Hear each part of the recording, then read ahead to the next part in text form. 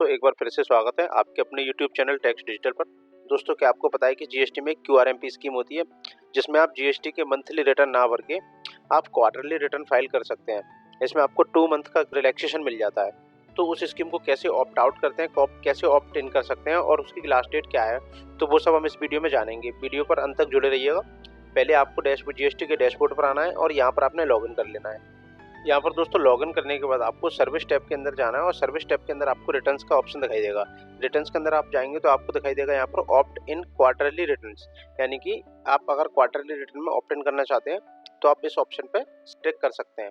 तो यहाँ पर दोस्तों सबसे पहले आपको फाइनेंशियल ईयर को सिलेक्ट करना है। तो 24-25 के लिए मैं यहाँ पर क्लिक करके सर्च कर देता हूँ। सर्च करने के बाद देखिए यहाँ पर दोस्तों एक यहाँ पर एनुअल एग्रीगेट टर्नओवर की भी बात की जा रही है। तो यहाँ पर जो एनुअल एग्रीगेट टर्नओवर की जो बात की जा रही है, तो यहाँ पर अगर आपका एग्रीगेट टर्नओवर, यहाँ पर अगर एडवाइजरी आप इसकी ओपन करेंगे तो ये एडवाइजरी में यहाँ पर लिखा हुआ है all tax payers whose aggregate turnover is up to ₹5 crore, यानी कि जिनका टर्नओवर 5 करोड़ रुपए तक है preceding financial year, last financial year में अगर आपका टर्नओवर 5 करोड़ रुपए तक है तो आप इस स्कीम का लाभ उठा सकते हैं। तो यहाँ पर दोस्तों आपने क्या करना है, क्वार्टर 1 के लिए आपने, अगर आप क्वार्टरली हैं तो आप मंथली सिलेक्ट कर सकते हैं अगर आपने मंथली में आना है तो। लेकिन आप अगर आपको मंथली में ऑलरेडी रनिंग है तो आप यहाँ पर क्वार्टरली पर क्लिक करके और यहाँ पर इसको सेव कर देंगे। सेव करने के बाद ये ऑटोमेटिक सेव हो जाता है। यहाँ पर देखिए इसकी जो सिलेक्शन अवेलेबल है, यहाँ पर डेट भी आ रही है 1 फरवरी से लेके 30 अप्रैल 2024 तक। ये इसको आप सिलेक्ट कर सकते थे क्वार्टर 1 के लिए, यानी कि अप्रैल टू जून जो क्वार्टर है उसका आप 1 फरवरी से लेके 30 अप्रैल तक आप इसको सिलेक्ट कर सकते थे। आज 30 अप्रैल है तो ये आज इसकी लास्ट डेट है इस फर्स्ट क्वार्टर के लिए। फिर यहाँ पर एक बार आप अगर इसको मंथली कर देते हैं तो फिर वो मंथली ही आपका ऑटोमेटिक सिलेक्ट हो जाता है बाकी के सारे क्वार्टर्स में। अगर आप चाहते हो कि मेरे को सेकंड क्वार्टर के लिए इसको मंथली की जगह क्वार्टरली में ले जाना है तो यहाँ पर फिर आप उसको क्वार्टरली सिलेक्ट करेंगे और इसकी जो ड्यू डेट है तो क्वार्टर 2 के लिए जो इसकी ड्यू डेट है वो 1 मई 2024 से लेके 31 जुलाई 2024, इस पीरियड के बीच में आप इसको चेंज कर सकते हैं। और ऐसे ही क्वार्टर 3 के लिए भी यहाँ पर डेट अलग से मेंशन की गई है और क्वार्टर 4 के लिए भी यहाँ पर डेट अलग से मेंशन की गई है। तो यहाँ पर क्वार्टरली जो रिटर्न है आपका, आप जानते होंगे क्वार्टरली रिटर्न के लिए आपको 2 रिलैक्सेशन यहाँ पर मिल जाते हैं एक्स्ट्रा। एक तो आपको 2 डेज का एक्स्ट्रा टाइम मिल जाता है।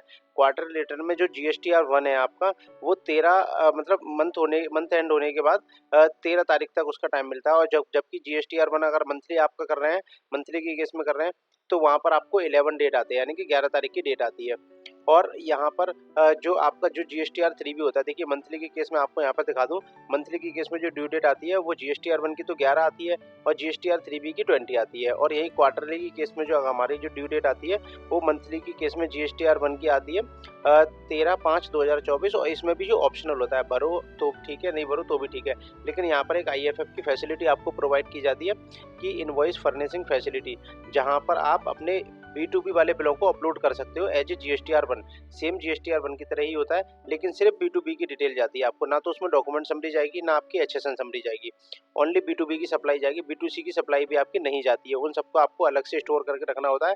उसको मंथ 3 में M3 में आपको उसको फाइल करना होता है, यानी कि M1 और M2, मंथ 1 और मंथ 2 के लिए ये कंडीशन रहती है आईएफएफ वाली। अगर आप भरना चाहो तो ठीक है, नहीं तो कोई बात नहीं है। तो आप इन 2 महीने के लिए फ्री हो जाते हो। और यहाँ पर जो मंथ 3 है वहाँ पर आपकी जो डेट है वो जीएसटीआर 1 की 13 है, इसमें आपका प्रॉपर जीएसटीआर बन जाता है। यहाँ पर कुछ लोग गलती कर जाते हैं, जैसे कि जो मंथ 1 में आपने मान लीजिए 2 इनवॉइस रेज किए थे, एक B2B का एक B2C का, तो B2B वाला इनवॉइस आपने आईएफएफ में डाल दिया। ऐसे ही आपने मंथ 2 में किया B2B और B2C, तो B2B वाला बिल आपने मंथ 2 में यहाँ पर आईएफएफ में डाल दिया। तो अब आपके पास बचा क्या है, यहाँ पर जो रिमेनिंग अमाउंट बचता है, जो रिमेनिंग बिल्स बचते हैं उसको आपको मंथ 3 में दिखाना है। अब मंथ 3 में भी आपने ऐसे ही किया, एक B2B और एक B2C किया, तो मंथ 3 में आप क्या करेंगे, एक B2B और यहाँ पर B2C मंथ 1 का, B2C मंथ 2 का और B2C मंथ 3 का, इन तीनों को कंसोलिडेट डाल के यहाँ पर इसकी फिगर को आप अपलोड कर देंगे। और B2B के सिर्फ एक ही बिल जाएगा, 2 बिल आप ऑलरेडी अपडेट कर चुके हैं तो वो बिल यहाँ पर ऐड नहीं होंगे मंथ 3 में। और दूसरा HSN समरी जो जाएगी वो 3 महीने की बराबर जाएगी। 3 महीने की जो टोटल सेल है उसका टोटल HSN समरी आपकी मंथ 3 में जाएगी। और यहाँ पर जो डॉक्यूमेंट समरी भी जाती है वो भी आपको यहाँ पर सारी दिखानी है। और अगर क्रेडिट नोट वगैरह है आपके पास कुछ तो वो भी यहाँ पर क्वार्टर 3 में टोटल दिखाना पड़ेगा, यानी क्वार्टर 3 का जो रिटर्न है वो जीएसटीआर 1 प्रॉपर जाएगा जैसे मंथली वाले केस में जाता है। बस यहाँ पर जो B2B की इनवॉइस आप IFF में लोड कर चुके हैं वो इनवॉइस यहाँ से आपको एक्सक्लूड कर देने हैं मंथ 3 में से। और यहाँ पर जो पेमेंट की ड्यू डेट आती है वो 24 आती है, यानी कि जो GSTR पर मंथली की केस में जो आती है वो 20 तारीख आती है और क्वार्टरली की केस में यहाँ पर 24 आती है।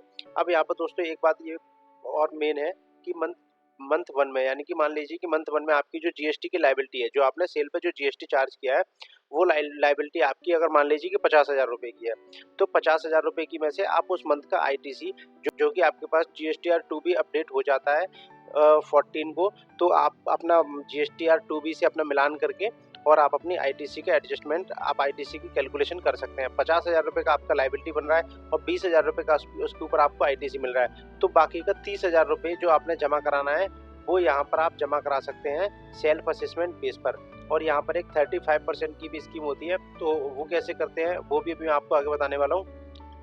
तो यहाँ पर आपने मंथली को सिलेक्ट किया और यहाँ पर क्वार्टरली, जिसको भी आप जिस स्कीम में भी आप जाना चाहते हैं, मेरा भी यहाँ पर मंथली था, तो मैं अगर क्वार्टरली पे क्लिक करूंगा और यहाँ पर मैं सेव कर दूंगा तो मैं इस स्कीम का लाभ उठा पाऊंगा और इसके बाद आपका ये आगे वाले मंथ के लिए भी चेंज हो जाएगा।